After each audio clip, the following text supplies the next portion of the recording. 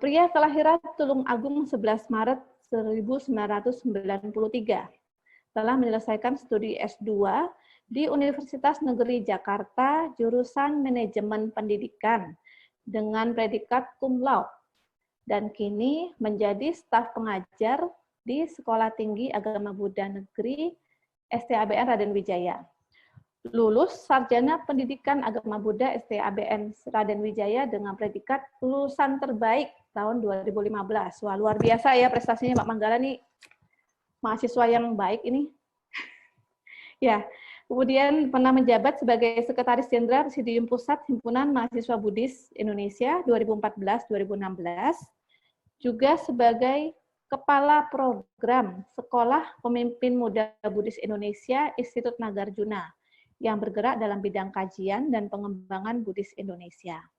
Selain itu, aktif sebagai pembicara latihan kepemimpinan di kalangan siswa dan mahasiswa, serta menjadi bagian dari tim penyusun modul dan kurikulum pendidikan dasar dan menengah oleh Ditjen Bimas Buddha.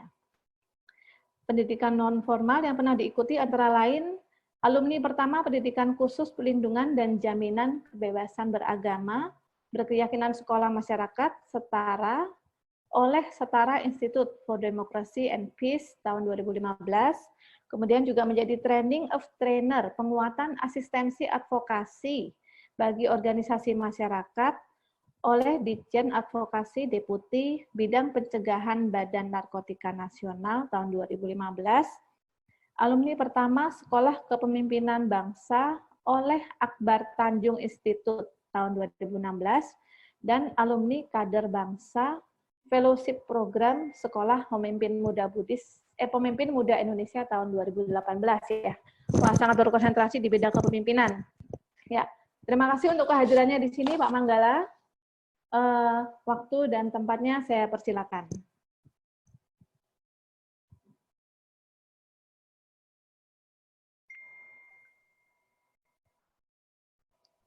Baik, selamat siang semuanya. Apakah suara saya terdengar? Jelas, Pak Manggala. Oke, terima kasih Silakan. atas waktu dan juga kesempatan yang bagi saya sangat luar biasa hari ini bisa berjumpa dengan berbagai umat di berbagai daerah, juga berbagai latar belakang tadi saya dengar. Hari ini adalah merupakan momentum bagi kita pendidik maupun juga pemerhati pendidikan untuk lebih dalam memahami dan juga lebih dalam bagi kita bagaimana mengajar ataupun mendidik anak-anak didik kita, terutama dalam bidang agama Buddha. Saya akan tampilkan slide dulu.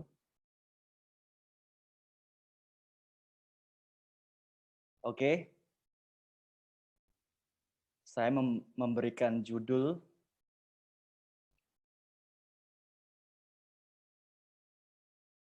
sebentar, ada kendala teknis.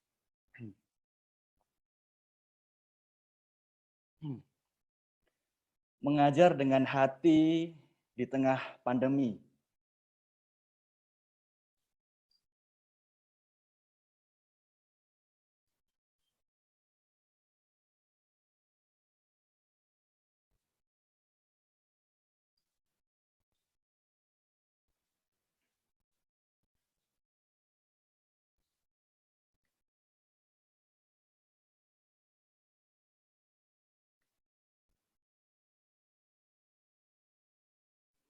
Iya, tentu kita semua mengalami, khususnya bagi para pendidik itu terkait dengan adanya perubahan pola belajar.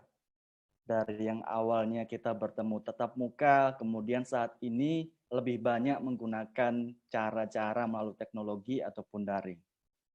Lalu bagaimana menyikapi kondisi COVID-19 dengan adanya perubahan pola belajar? Yang pertama, tentu kita tidak perlu stres. Jadi jangan stres. Yang kedua, pembelajaran tentunya jangan membebani peserta didik untuk menyelesaikan semua materi di dalam kurikulum. Apalagi saat ini kita mengetahui bahwa Mas Menteri kita juga telah memberikan pilihan di dalam Merdeka Belajar untuk mendesain pembelajaran menjadi semenarik mungkin tanpa harus semua isi materi disampaikan yang ada di kurikulum. Karena kita tahu bahwa infrastruktur kita di dalam bidang teknologi juga belum mencukupi untuk semua daerah, khususnya daerah terluar, tertinggal, maupun terdalam. Nah, kemudian jam belajar harus fleksibel. Jadi jam belajar ini bisa disesuaikan dengan tempat Bapak Ibu semua mengajar. Apabila tempatnya memang ada sinyal yang bagus, maka pembelajaran bisa disesuaikan dengan jadwal yang sudah disepakati bersama. Namun demikian apabila tidak, bisa didesain lebih fleksibel lagi. Kemudian yang paling penting adalah peserta didik masih terlibat dalam pembelajaran yang relevan, seperti keterampilan hidup, kesehatan, dan juga empati. Dan pada saat ini adalah momen yang tepat bagi para pendidik, para guru untuk berkesempatan berinovasi. Jadi membuat banyak hal yang sebelumnya belum pernah dilakukan dan sekarang ini harus dilakukan karena ini sudah tuntutan. Oke.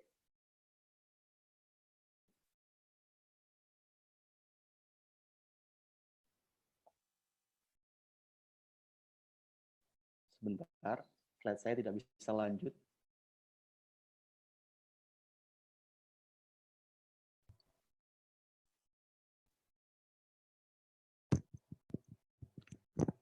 Mungkin coba diklik dulu Pak di layarnya Pak. Iya. Di layar. Ya. Ini sedang mencoba. Ini. Sudah ya? Sudah tampak? Sudah muncul Pak. Nah, ini contohnya jam belajar kita harus fleksibel. Kalau sebelumnya kita lihat alokasi waktu pembelajaran, jadi semua mata pelajaran itu diberi waktu yang sama. Nah, kemudian saat ini bisa dilakukan adanya perubahan atau desain yang lebih baru, yaitu dengan fokus apa yang terpenting. Misalkan kalau kita lihat ada prakarya. Jadi saat ini banyak guru, pendidik maupun dosen juga membuat tugas atau membuat pelajaran itu banyak berbasis karya-karya. Jadi misalkan ada prakarya, kemudian juga ada pengetahuan ilmu sosial, katakanlah begitu, yang nantinya dia juga berbasis karya.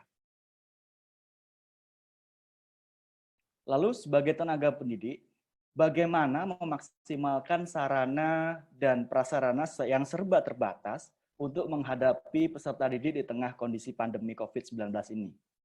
Nah, ini memang sebelumnya belum banyak dilakukan, tetapi mulai pandemi ini perlu dilakukan kolaborasi dengan pendidik yang juga satu instansi maupun dengan instansi lain. Jadi kalau kata Mas Menteri, boleh kita sebagai guru itu atau pendidik melihat cara mengajar atau melihat guru lain mengajar dengan cara mereka yang juga kreatif. Kemudian kolaborasi dengan orang tua. Para pendidik penting sekali, khususnya untuk dikdasmen atau pendidikan dasar dan menengah juga. Nah, itu sangat penting sekali kolaborasi dengan orang tua. Dan juga yang ketiga, sudah saatnya seorang guru, seorang pengajar, seorang pendidik itu membuat konten pelajarannya yang kemudian dimasukkan di konten YouTube.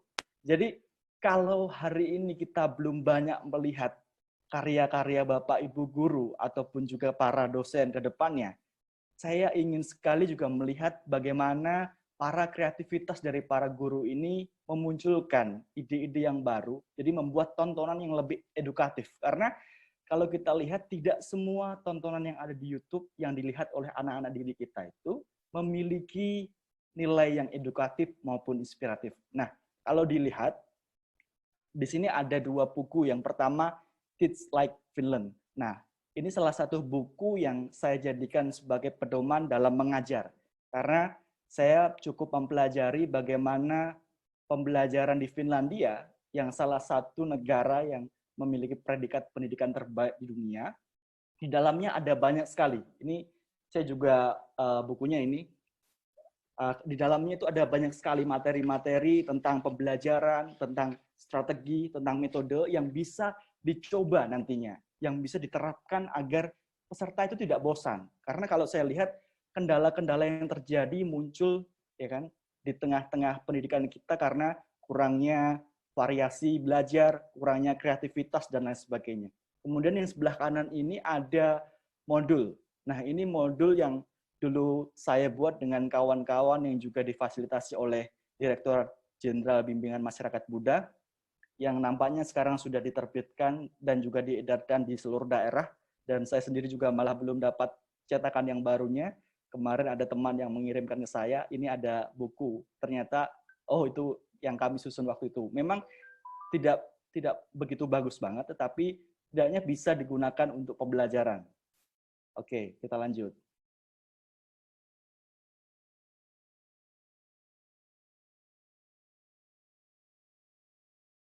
Nah, lalu di saat seperti ini, bagaimana kualitas pendidikan terhadap pencapaian standar kompetensi lulusan? Kata Mas Menteri, kita saat ini itu memasuki era di mana gelar tidak menjamin kompetensi, kelulusan tidak menjamin kesiapan kerja, dan akreditasi pun tidak menjamin mutu. Inilah hal-hal yang harus kita sadari semuanya. Nah, saya ingin melihat bagaimana ketika saya mengajar, anak didik saya itu mencoba mengarahkan dirinya bahwasanya belajar itu adalah sebuah kebutuhan. Jadi kemandirian dan juga kreativitas belajar peserta didik yang didukung oleh orang tua, tentunya juga dengan tenaga pendidik, akan sangat membantu pencapaian kompetensi lulusan. Sehingga kesadaran itu muncul tanpa harus diberikan sesuatu tugas oleh pendidiknya. Jadi kalau misalkan tidak harus ada ulangan dulu, harus belajar, baru mau belajar. Tidak harus ada tugas dulu, mau belajar. Nah, ini hal-hal yang perlu kita geser kesadarannya, menjadi memang sebuah kebutuhan mereka bahwa pelajaran secara mandiri itu sangat penting sekali.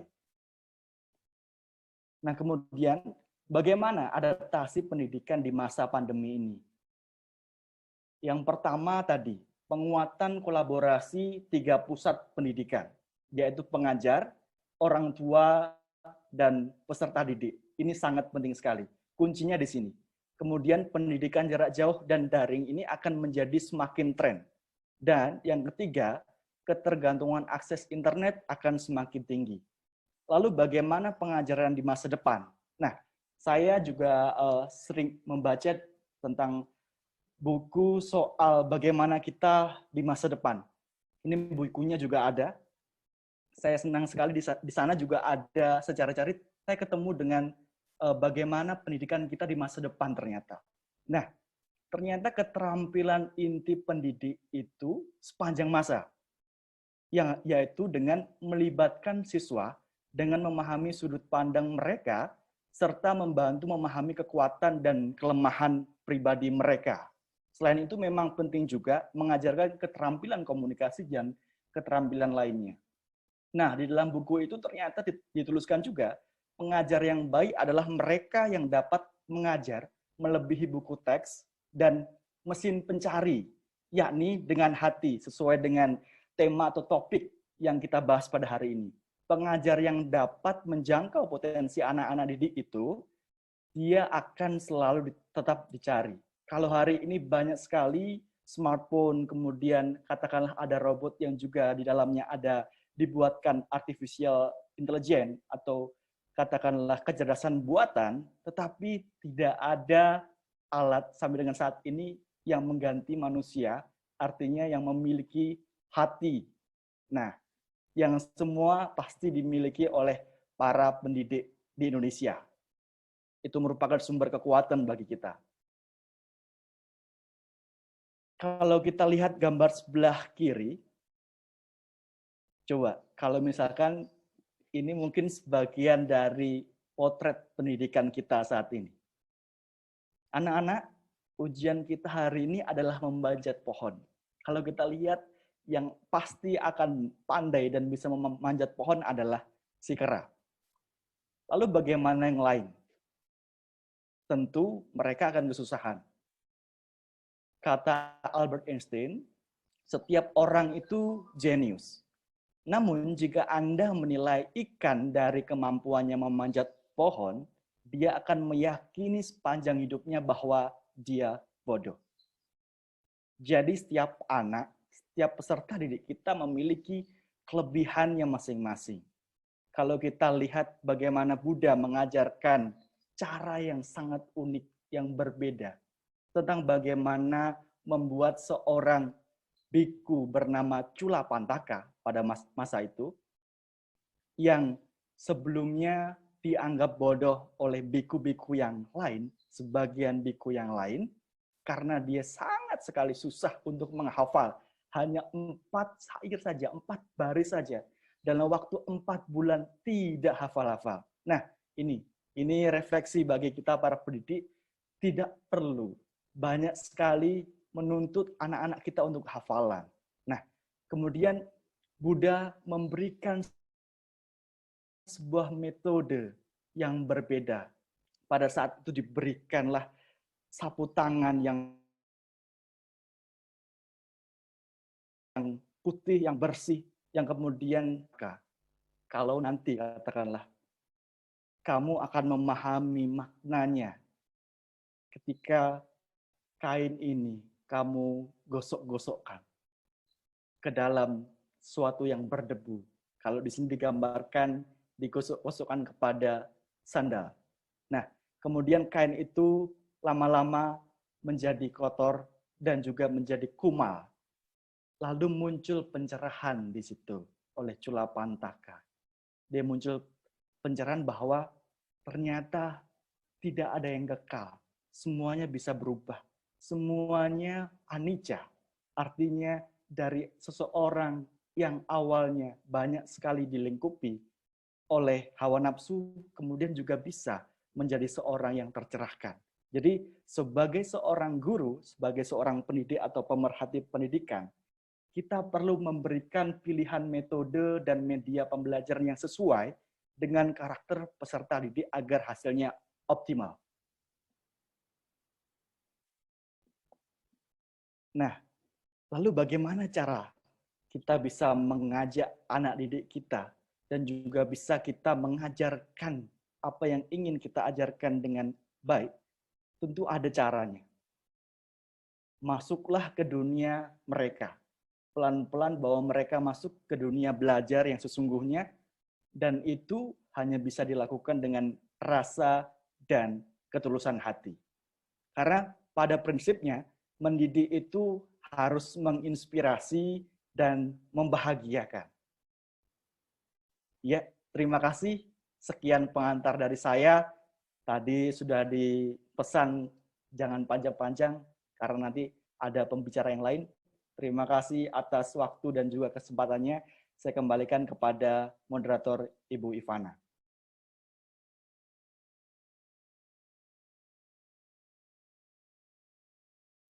Ya, baik. Terima kasih Pak Manggala.